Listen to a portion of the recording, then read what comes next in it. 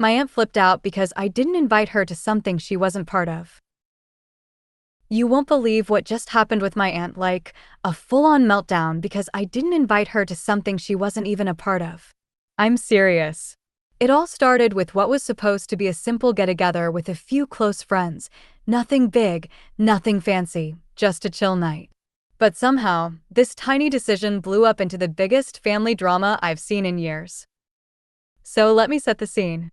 A few weeks ago, I organized a small dinner party with 4 friends, all of whom I've known for years.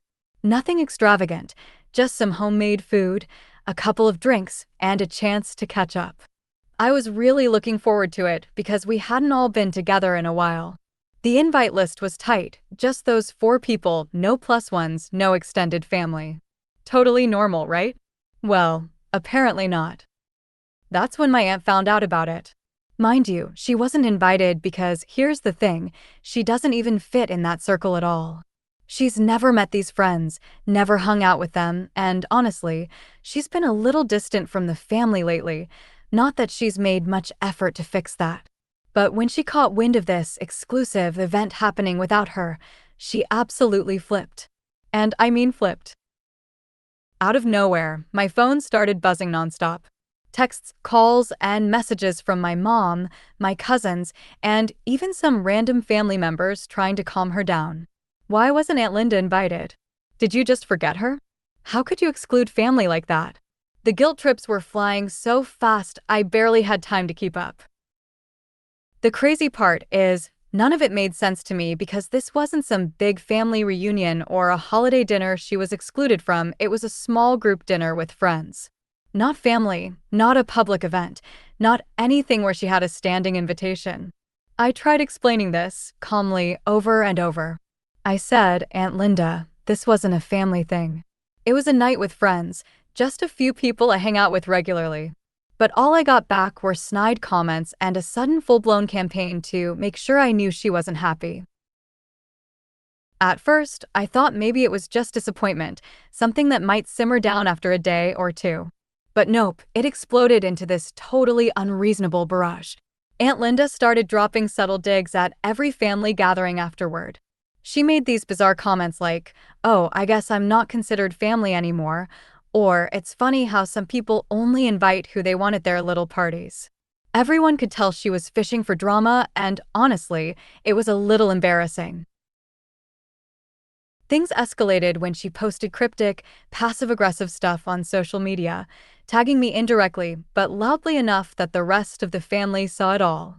I won't repeat the exact words, they were outrageous, but basically, she painted me as cold-hearted and selfish for shutting her out. Suddenly, friends who barely knew her were commenting, asking if everything was okay between us. It was a complete mess, and I hadn't even invited her in the first place. There was even a moment when she showed up uninvited at my doorstep, demanding an explanation. Picture this. I'm trying to have a normal day, and she's standing outside, arms crossed, telling me how hurt she is, how nobody cares about her anymore. I knew if I just opened the door and tried to talk it out right then, it'd only get uglier. So I stayed calm, politely told her I'd call her later once emotions cooled off. Spoiler, she didn't cool off. At this point, family members were split. Some felt sorry for her, believing she was genuinely upset and deserved better treatment. Others saw through the over-the-top reaction for what it was, an unnecessary scene that was tearing apart the peace for no real reason. I was right in the middle, trying to stand my ground without alienating everyone. Then came the breaking point. Several weeks after the dinner, there was a big family barbecue, the kind of event that usually brings everyone together. Aunt Linda was there, and she completely hijacked the whole afternoon. She refused to talk to me directly, but made sure to loudly share her side of the story with anyone who would listen.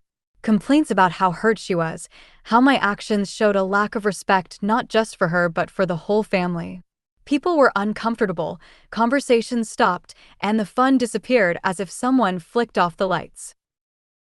What really shocked me was when my own parents, who had stayed mostly neutral until then, sat me down afterward. They said they understood my point, but that maybe I should have thought more carefully about how my choices affected Aunt Linda's feelings. I get wanting to keep peace, but it felt like they were blaming me just for keeping a friend group small and private. It was exhausting. But here's where it gets better. Instead of retreating or giving in to the pressure, I decided to take a stand. I started being very clear and consistent about what this dinner actually was: simple, casual, with an invite list carefully picked for a reason, and refused to apologize for that. I also reached out to Aunt Linda one last time, calling her out gently but firmly. I said, "Look, I get you're upset, but it's not fair to twist this into a family feud. This was never about excluding you personally. We all have different circles, and sometimes boundaries are important to keep things sane." That conversation was a turning point. Aunt Linda didn't respond right away, but the family noticed she stopped pushing the drama so hard. The passive-aggressive posts ended, and the air began to clear. Most importantly, I reclaimed my space without feeling guilty for something I didn't do wrong. Looking back, it's wild how a single decision to keep a private dinner with friends separate from family turned into a mini soap opera. But it also taught me a lot about boundaries, about standing firm when people try to guilt trip or manipulate you for things that aren't even your fault. Relationships are complicated, sure, but nobody has to accept chaos just because they're related. In the end, Aunt Linda's attempts to turn the situation into a bigger deal fizzled out, and the family moved past the drama. I kept my friendship strong, maintained my boundaries, and yes, life went back to normal, only with one very loud lesson learned. Sometimes, not inviting someone isn't an offense, it's just a choice. And that's okay. So yeah, that's what happened. A small dinner turned into a family crisis, but I came out on the other side stronger and more confident in setting limits. Because at the end of the day, you can't please everyone, and you definitely don't have to take the blame for a meltdown that's not even your fault. If you made it this far into the video, that means you enjoyed it, so make sure to like and subscribe because it helps out more than you think.